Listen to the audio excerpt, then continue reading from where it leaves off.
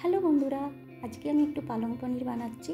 তো পালং পনির বানানোর জন্য পনির তো চাই, আর সেটা আজকে আমি ঘরেই তৈরি করছি। মানে 2 লিটার দুধটাকে ভালো করে ফুটিয়ে নিলাম, আর তার মধ্যে একটু পনিরটা ফ্লেভারফুল করার জন্য ওর মধ্যে দিয়ে দিলাম 1 চা চামচ জিরে, 1 চা চামচ মানে ভাঙা ধনে, 1 চা চামচ ধনে পাতা কুচি, 1 চা চামচ পুদিনা পাতা কুচি, 1 চা চামচ গ্রেট করা গাজর আর 1 চা চামচ শুকনো লঙ্কা কুচি দিয়ে ভালো করে দুধটা নাড়ালাম।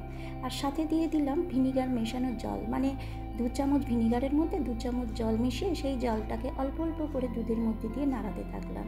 এতে কি হলো, দুধটা খুব সুন্দরভাবে কেটে গেল এবং দেখো কি সুন্দর ছানা বেরিয়ে আসলো। এইবার এই ছানাটাকে আমি একটা সুতির কাপড়ের মধ্যে রেখে ছেঁকে নিলাম, যাতে জলটা বেরিয়ে যায় আর সুন্দরভাবে ছানাটা বেরিয়ে আসে। তারপর ছানাটাকে আমি একটা নর্মাল জলে ধুয়ে ভালো করে নিলাম, কারণ এর মধ্যে ভিনিগার মেশানো আছে না, একটু টক টক ভাব থাকতে পারে। তারপর এই ছানাটা আমি সুন্দর করে ন্যাকড়ার মধ্যে রেখে দিলাম, আর এটা 10 থেকে 15 মিনিটের জন্য রেখে দিলাম, কারণ 10 থেকে 15 মিনিটের জন্য রাখলে কি হবে, ছানা থেকে এক্সেস জলটা বেরিয়ে যাবে। এর বেশিক্ষণ রাখতে হবে না, 10 থেকে 15 মিনিট রাখলেই হবে। এদিকে একটা গামলার মধ্যে জল বসিয়ে দিয়েছিলাম, জলটা উষ্ণ গরম হলে ওর মধ্যে আমি 1 মুঠো মতো পালং শাক নিলাম, তার মধ্যে 7-8টা আলমন্ড দিলাম আর 7-8টা কাজু দিলাম। আজ আমি এই পালং পনিরটা নিরামিষভাবে করছি, মানে বিনা পেঁয়াজ রসুন দিয়ে, তাই এর মধ্যে বাদামগুলো দিলাম। বাদামগুলো দেওয়ার কারণে কি হবে, পালং পনিরটা খুব টেস্টি হয়ে যাবে। আর খুব বেশিক্ষণ গরম জলে রাখারও দরকার নেই পালং শাকগুলো, তাতে কি হবে, বেশিক্ষণ রাখলে পালংয়ের কালারগুলো নষ্ট হয়ে যেতে পারে। তারপর এই বাদামগুলো থেকে আমি খোসাগুলো ছাড়িয়ে নিলাম আস্তে করে। ততক্ষণ এদিকে ছানাটা দেখো এক্সেস জল বেরিয়ে গেছে, 15 মিনিট মতন হয়েও গেছে। এবার ছানাটাকে বের করে আমি চাকুর সাহায্যে ছোট ছোট করে টুকরো করে কেটে নিলাম।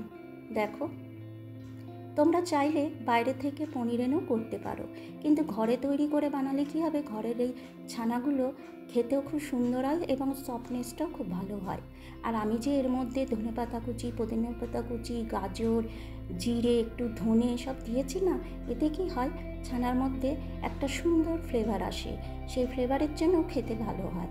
তোমরা চাইলে নাও দিতে পারো, প্লেনভাবেও করতে পারো, তোমাদের যা পছন্দ। আমার এটা দিলে মনে হলো ভালো লাগবে, দেখতেও ভালো লাগে আর ফ্লেভারটাও খুব সুন্দর হয়, তাই দিয়েছি। এরপর আমি পালং শাকটা ঠান্ডা হয়ে গেছিলো, তাই পালং শাক আর বাদামগুলো একটা মিক্সির জারের মধ্যে দিয়ে দিলাম আর সুন্দরভাবে একটু পেস্ট করে নিলাম। হ্যাঁ বন্ধুরা, পেস্টটা খুব ফাইনভাবে করতে হবে। পেস্টটা যত ফাইন হবে, পালং পনিরের গ্রেভিটাও তত ভালো হবে। দেখো কি সুন্দর কালারটা।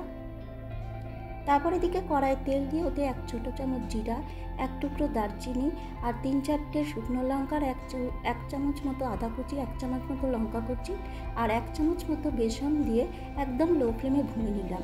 বেসন দিলে কি হবে, পালং পনিরের গ্রেভিটা খুব সুন্দর হবে।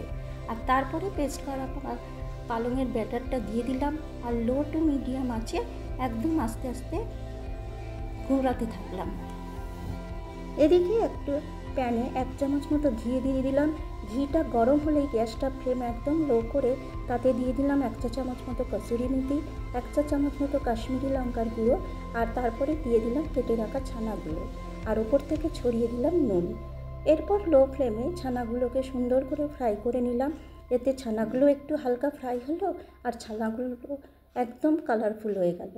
এদিকে পালংয়ের ব্যাটারটা একদম ফুটে উঠেছিল, তাতে অল্প একটু জল দিয়ে স্বাদ মতো আমি নুন ছিটিয়ে দিলাম।